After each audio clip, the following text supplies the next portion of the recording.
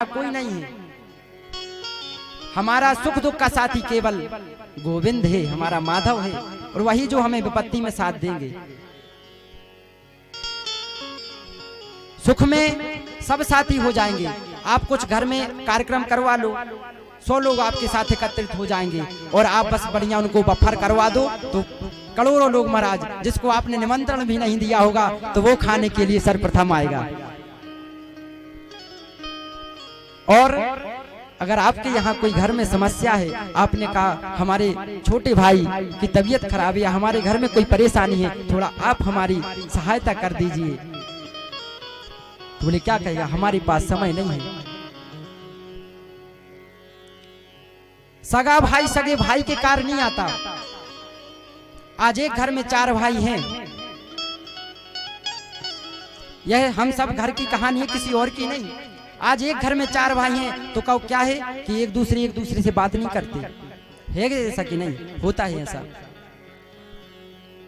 और जब आप अपने भाई से बात नहीं करते तो आप अपने बेटों से कैसे आशा रख सकते हैं कि ये हमारे दोनों बेटे जीवन भर ऐसे ही खुश मिल के रहें और साथ ही एक दूसरे के बने रहें? कैसे कर सकते हैं? आप बच्चों के सामने अपने भाई से किस तरह बात कर रहे हैं, और जब आपका बच्चा देखेगा कि हमारे पिताजी चाचा से किस प्रकार की बात कर रहे हैं, तो उसके हृदय में भी क्या होगा कि जब मेरे पापा के साथ मेरे चाचा ने ऐसा कार्य किया, तो मेरा भाई, मेरा छोटा भाई भी मेरे साथ ऐसा कार्य करेगा। उन बच्चों पर क्या प्रभाव पड़ेगा, आपने कभी सोचा है? नहीं।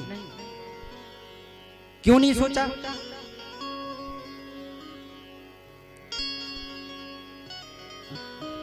क्योंकि आप लोग के हृदय में इतनी ईर्ष्या भर चुकी है, इतनी बुराई भर चुकी है कि हम कुछ नहीं देख पा रहे हैं, कि हम अपनी निजी दुश्मनी को चला रहे हैं, लेकिन उस पर बच्चों पर उसका क्या प्रभाव पड़ रहा है, क्या इफेक्ट पड़ रहा है, यह हम कभी नहीं सोचते। लेकिन हमको सोचना चाहिए। हमें बच्चों के साथ या हमारे बच्चे साथ बैठे हों तो हमें उनके सामने ऐसी बातें नहीं करनी चाहिए जिससे उनके मन में विकार उत्पन्न हो। उनके सामने अच्छी बातें करें, ज्ञान की बात करें, प्रभु की कथा की बातें करें। लेकिन हम उल्टा करते हैं। हम क्या करते हैं, जब बच्चा बैठेगा तभी हम टीवी ऑन करेंगे।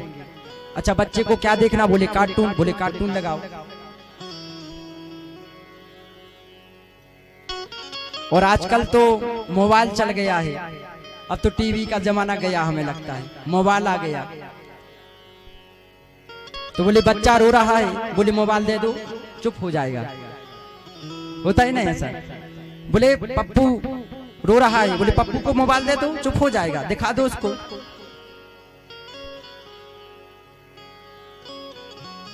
तो हम बच्चों को क्या शिक्षा दे रहे हैं, कभी हमने सोचा है अपने? और फिर हम बच्चों से अपनी आशा क्या रखते हैं कि बच्चा हमारा बड़ा होकर के हमारा नाम रोशन करेगा, हमारी सहायता करेगा, बुढ़ापे में हमारा सहारा बनेगा। तो क्या बनेगा वो? कभी नहीं।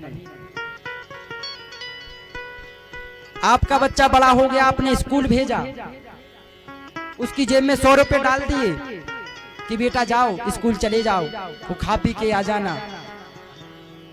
अच्छा, जब वो घर आता है तो क्या आपने कभी ये पूछा है कि बेटे आपने पैसे किस चीज में खर्च किए, 100 रुपए में से कहां कहां कितने रुपए खर्च किए?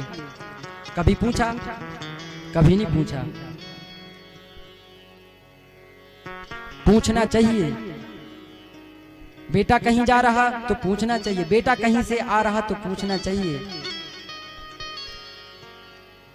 क्योंकि आज माता पिता की इतनी इतनी छोटी छोटी गलतियों से बच्चे बिगड़ रहे हैं। एक बच्चा हमने देखा रोड पर भीख मांग रहा है, और एक बच्चा बोले सोने के पलनी में झूल रहा है। बोले क्या? बोले उनका कर्म है, उनका धर्म, उनका पुण्य है और उनके माता पिता के पुण्यों का यह जो अर्जन हुआ है, उनका उदय हुआ है, तब वो वहां पहुंचे और ये यहाँ पहुंचे हैं।